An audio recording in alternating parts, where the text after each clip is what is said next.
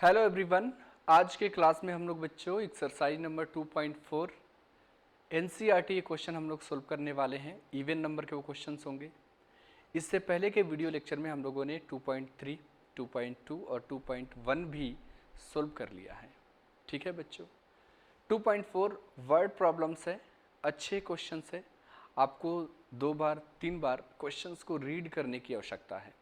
बार बार आप रीड करोगे बेटा तो पता चलेगा कि कौन सा वेरिएबल है जिसको हमें x मानने की आवश्यकता है, फिर अपना इक्वेशन फॉर्म हो सकता है। ठीक है बच्चों, चलो हम लोग क्वेश्चन नंबर 2 से शुरू करते हैं। इसमें 10 क्वेश्चन है, 5 क्वेश्चन मैं करूंगा, 5 आप करेंगे। बोला गया बच्चों क्वेश्चन नंबर 2 में a positive number is 5 times another number. तो अब यहां पर बच्चों क्या है कि वो दूसरे नंबर से कंपेयर किया जा रहा है, तो मैं यहां पर अनदर नंबर को ही मान लूंगा कि x है। मैंने बोल दिया बेटा लेट अनदर पॉजिटिव नंबर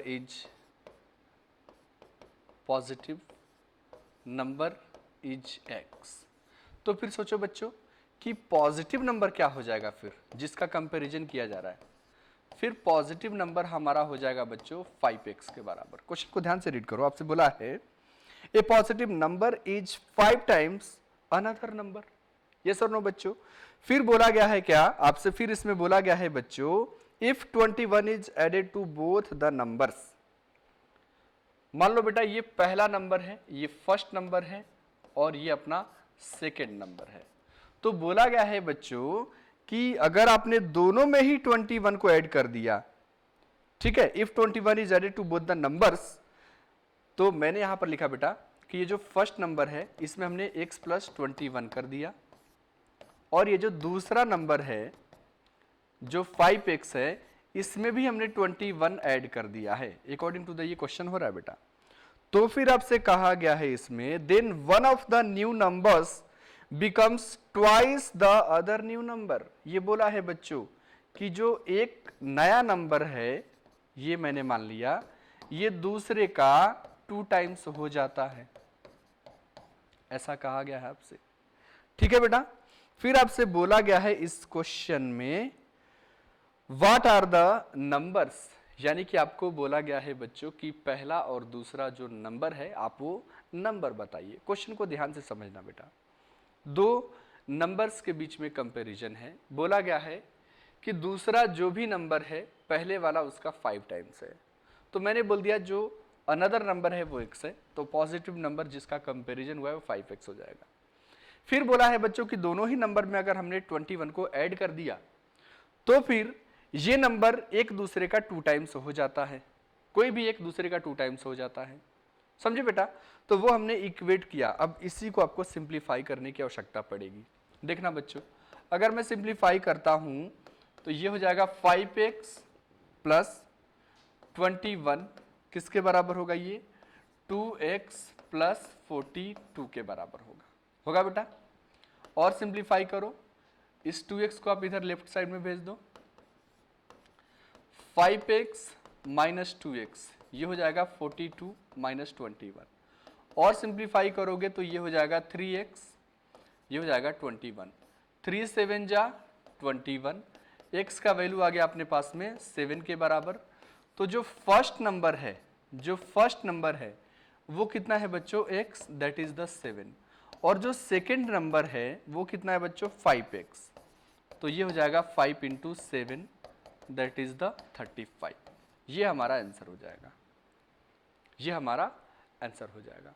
समझे बात को, नहीं समझे बेटा। क्वेश्चन बड़ा आसान है, बस आपको लैंग्वेज समझ में आनी चाहिए बेटा। इंग्लिश आपको आनी चाहिए कि कंपैरिजन कैसे किया जा रहा है। अगले क्वेश्चन की तरफ हम लोग चलेंगे बेटा। क्वेश्चन नंबर 4 की अगर हम बात करें तो क्वेश्चन नंबर 4 में बोला गया है बच्चों one of the 2 digits of A 2 digit number is 3 times the other digit.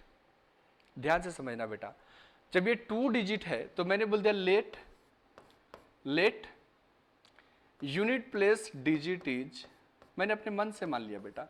इसने ये फिक्स नहीं किया कि यूनिट प्लेस और टेंस प्लेस एक दूसरे का 3 टाइम्स है, ऐसा नहीं फिक्स किया है। या फिर 2 टाइम्स है। तो मैंने अपने मन से मान लिया let unit place digit is x। ठीक है बच्चों, तो फिर पहले लाइन को आप रीड करेंगे जब क्वेश्चन नंबर 4 में one of the 2 digit of A 2 digit number is 3 times the other digit. तो फिर यहां पर टेंस प्लेस डिजिट क्या हो जाएगा बच्चों, टेंस प्लेस डिजिट हो जाएगा अपना 3x के बराबर, ये कंपैरिजन के अकॉर्डिंग। फिर आपसे बोला गया है इसके बाद में if you interchange the digits of this 2 digit number and add the resulting number to the original number you get 88। ध्यान से समझना बेटा, सबसे पहले तो जब टेंस प्लेस आपको पता चल गया और यूनिट प्लेस पता चल गया तो नंबर क्या होगा आप सभी को मैंने बताया है बच्चों। नंबर होगा ये जो टेंस प्लेस वाला होगा उसमें 10 से मल्टीप्लीकेशन, तो टेंस प्लेस पे 3x है। जो यूनिट प्लेस पे होगा उसमें 1 से मल्टीप्लीकेशन। ठीक है बेटा, तो फिर आपके पास नंबर जो होगा, ये जो नंबर होगा बच्चों ये हो जाएगा 30x प्लस x, यानी कि ये आ जाएगा 31x। इक्वेशन नंबर फर्स्ट हमने मान लिया। ठीक है बच्चों, फिर आपसे बोला गया है इसी क्वेश्चन में दोबारा से मैं रिपीट करता हूं उस लाइन को, if you interchange the digits, तो मैं अब इंटरचेंज करता हूं after interchanging the digits, after interchange या फिर सीधा लिख दो आफ्टर इंटरचेंज तब भी चलेगा। आफ्टर इंटरचेंज ये जो नंबर होगा बच्चों ये क्या हो जाएगा, इंटरचेंज का मतलब होता है यूनिट प्लेस और टेंस प्लेस का जो भी डिजिट है वो एक दूसरे में स्वैप हो जाएगा। तो नंबर इंटरचेंज करने के बाद में क्या बनेगा बच्चों, 10 into x plus 1 into 3x, ये हो जाएगा 10x प्लस ये हो जाएगा 3x। क्या मिलेगा बेटा आपको, ये आपको मिल जाएगा 13x के बराबर। मैंने बोल दिया चलो ये है इक्वेशन नंबर 2 के बराबर। यहां तक ठीक है बच्चों, यहां तक ठीक है। आपसे बोला गया है, अब उसी लाइन को मैं रिपीट करता हूं फिर से, if you interchange the digits of this 2 digit number and add to the resulting number to the original number you get 88। यानी कि इन दोनों को जब आप ऐड करते हो बच्चों, किन दोनों को बेटा 31x प्लस 13x को, दोनों को ही अगर आप ऐड करते हो तो रिजल्ट आपको 88 मिलता है। क्वेश्चन में बोला गया है बेटा। तो फिर आपसे पूछा गया है क्वेश्चन नंबर 4 में what is the original number. Original number कौन सा होगा बच्चों, ये पहला जो इक्वेशन है यही अपना ओरिजिनल नंबर होगा। ठीक है बेटा, इसको ऐड करो जल्दी से फास्ट। ये अकॉर्डिंग टू द क्वेश्चन हो गया। क्या हो गया बेटा, ये अकॉर्डिंग टू द क्वेश्चन हो गया। ये हो जाएगा अपना अकॉर्डिंग टू द क्वेश्चन। ये क्या देगा 31 प्लस 13, ये हो जाएगा 44x इज इक्वल टू 88। 44 2 जा हो जाएगा 88, x का वैल्यू 2 मिलेगा आपको। तो फिर नंबर क्या होना चाहिए, नंबर हो जाएगा बच्चों 31x, यानी कि 31 into 2 that is the 62 is the answer. समझे बात को, नहीं समझे बेटा, क्वेश्चन का लैंग्वेज समझना बहुत इंपॉर्टेंट है। लैंग्वेज समझ गए, इक्वेशन फॉर्म कर दिए, यकीन मानो क्वेश्चन आपसे नहीं सोल्व हो ऐसा हो ही नहीं सकता है। अगले क्वेश्चन की तरफ हम लोग चलेंगे बेटा। क्वेश्चन नंबर 4 के बाद में हम लोग आगे बढ़ेंगे क्वेश्चन नंबर 6 के तरफ। क्वेश्चन नंबर 6 में आपसे बोला गया है बच्चों, there is a narrow rectangular plot reserve for a school in Maholi village. फिर आपसे बोला गया है the length and breadth of the plot are in the ratio 11:4। तो अपने पास एक रेक्टेंगुलर प्लॉट है, कहाँ पे, माहोली विलेज में। मान लिया मैंने ये लेंथ L है और ये ब्रेड्थ B है। लेंथ और ब्रेड्थ का जो रेशियो है वो दिया है इस क्वेश्चन में, दैट इज 11:4। बहुत बढ़िया। अब दूसरी लाइन को रीड करो बेटा। ये पहला लाइन अपना पूरा का पूरा कंप्लीट होता है जिसमें आपको बेसिक सा इंफॉर्मेशन दिया गया है रेक्टेंगल के बारे में। फिर आपसे बोला गया बच्चों, at the rate of ₹100 per metre it will cost the village panchayat ₹75,000 to fence the plot. समझने की कोशिश करना बेटा। अब क्या किया जा रहा है अपने पास कि 1 मीटर के लिए आपको 100 रुपीज खर्च करने पड़ते हैं। ठीक है बेटा। क्या करने के लिए बच्चों? उस रेक्टेंगुलर प्लॉट को फेंस करने के लिए, एक बाउंड्री टाइप का फॉर्मेशन के लिए। फिर बोला गया है क्या कि जो कॉस्ट आ रहा है ना बेटा इस रेट के अकॉर्डिंग कि 1 मीटर का 100 रुपए है, तो ये जो कॉस्ट आ रहा है बच्चों ये हो रहा है 75,000।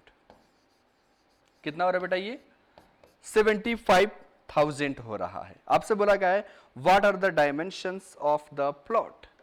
तो क्वेश्चन में आपसे बोला गया है बच्चों कि अब आप इसका लेंथ बता दीजिए और आप इसका ब्रेड्थ बता दीजिए। समझने की कोशिश करना बेटा। बहुत ही छोटा सा क्वेश्चन, बहुत ही आसान सा क्वेश्चन, बस लैंग्वेज कुछ ऐसा फॉर्म कर दिया गया है, बना दिया गया है कि आप कंफ्यूज हो जाए। ठीक है बेटा। देखना, आपसे बोला गया है लेंथ और ब्रेड्थ का जो रेशियो है वो 11:4 है। पहली बात तो ये। तो जब इसका रेशियो 11:4 है तो क्या मैं ऐसे लिख दूं L/B इज इक्वल टू 11/4। क्या मैं इसको ऐसे लिख दूं 11x/4x। क्या मैं इसको कंपैरिजन कर सकता हूं बच्चों? बिल्कुल हम लोग कर सकते हैं। L का जो वैल्यू होगा वो हो जाएगा 11x और B का जो वैल्यू हो जाएगा वो हो जाएगा 4x। समझे बात को? नहीं समझे बेटा? L का वैल्यू 11x हो जाएगा, B का वैल्यू अपना 4x हो जाएगा। समझे बेटा? अब बोल रहा है क्या कि टोटल जो कॉस्ट है वो है 75,000 रुपीज। टोटल जो कॉस्ट है वो है 75,000 रुपीज और रेट क्या है इसका? 1 मीटर अगर आप फेंस करोगे तो 100 रुपए लगने वाले हैं। तो क्या मैं ये मानूं बच्चों कि जो टोटल कॉस्ट है ये 75,000 है, ये तो पेरीमीटर का ही कॉस्ट आएगा ना बेटा। पेरीमीटर का मतलब उसके बाउंड्री पर ही तो फेंसिंग करना है ना, हाँ या ना? बाउंड्री पर ही फेंसिंग करना है बच्चों। तो अगर मैं आपसे बोलूं कि इसका जो पेरीमीटर होगा, इसका जो पेरीमीटर होगा ना बेटा ये कितना हो जाएगा 2 × L+B, यानी कि 2 × ये 11x + 4x, यानी कि 2 × ये हो जाएगा 15x, यानी कि ये हो जाएगा बच्चों 30x। तो सोचना बेटा कि पेरीमीटर जो है अपने पास, ये पेरीमीटर हो गया है 30x के बराबर। इक्वेशन नंबर हमने बोल दिया फर्स्ट के बराबर। अब सोचना बेटा ये 30x मीटर है। क्या है बच्चों? यहां पर ये मीटर है। अब समझने की ये कोशिश करना बच्चों जो मैं अभी आपको समझाना चाहता हूं। देखना बेटा, बड़े ध्यान से देखना, बड़े ही ध्यान से आप देखना बच्चों। ठीक है? हाँ जी, देखना बेटा, ये समझना बेटा कि जब 1 मीटर के लिए 100 रुपए आपको खर्च करने की आवश्यकता पड़ती है, तो फिर 30x मीटर के लिए कितना होगा बेटा?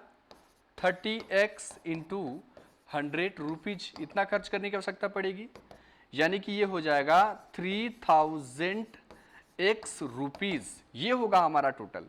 लेकिन जो टोटल कॉस्ट दिया गया है वो दिया है बच्चों 3000 के बराबर। देखो जरा आप क्वेश्चन को अगर आप बैक करोगे तो आपको मिलेगा। देखना, टोटल जो कॉस्ट हो रहा है बच्चों, टोटल जो कॉस्ट लग रहा है आपके पास वो कितना लग रहा है? हाँ, यहां पर ही आप देख लीजिए, मैं बताता हूं अभी। ठीक है बेटा, यहां पर ही आप देख लीजिए बेटा। ये देखो टोटल कॉस्ट कितना हो रहा है बेटा अपने पास में? 75,000 हो रहा है। कितना हो रहा है भाई? 75,000 हो रहा है। लेकिन अपने अकॉर्डिंग, इस फॉर्मूला के अकॉर्डिंग अपना आंसर कितना आ रहा है बच्चों? ये आ रहा है 3000x के बराबर। ठीक है? तो मैंने यहां पर लिखा बच्चों कि जो टोटल कॉस्ट है वो है 75,000 रुपीज के बराबर। तो फिर हमने यहां पर इस वैल्यू को रखा कि नहीं भाई हमारा तो आ रहा है 3000x, आप बोल रहे हो 75,000, तो ये दोनों तो बराबर ही होंगे बेटा, हाँ या ना? ये देखो ये 3 जीरो से 3 जीरो हो जाएंगे कैंसिल और x का वैल्यू यहाँ पर होगा बच्चों 75/3, ये हो जाएगा 25 के बराबर। मैंने क्या किया बेटा, मैंने बस कॉस्ट को इक्वेट कर दिया है। टोटल कॉस्ट पहले से गिवन था और टोटल कॉस्ट मैंने फॉर्मूला के अकॉर्डिंग फाइंड कर लिया है। ठीक है भाई, तो x का वैल्यू मुझे कितना मिल गया है 25। तो अब ये बताओ बच्चों, क्या आप लेंथ नहीं बता सकते हैं? लेंथ होगा अपने पास में 11x, that is the 11 into 25। ये कितना देगा आपको? ये देगा बच्चों आपको, ये देगा आपको 275 मीटर। फिर आप ब्रेड्थ को देख लीजिए, ये देगा आपके पास कितना देगा, ये 4x। तो 4 इंटू 25 ये देगा आपको कितना बच्चों, ये देगा आपको 100 मीटर के बराबर। यही इसका डायमेंशन हो जाएगा और यही इसका आंसर भी हो जाएगा। ठीक है बच्चों, आसान सा क्वेश्चन था, हाँ या ना? आप आराम से कर सकते थे।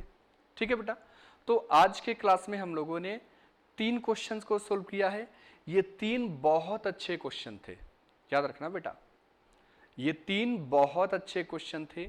इसी 3 क्वेश्चन के बेस पे आप क्या करेंगे, जो रिमेनिंग 3 क्वेश्चन है ऑड नंबर के, आप उसको सोल्व करेंगे। आज ही आपको करना है।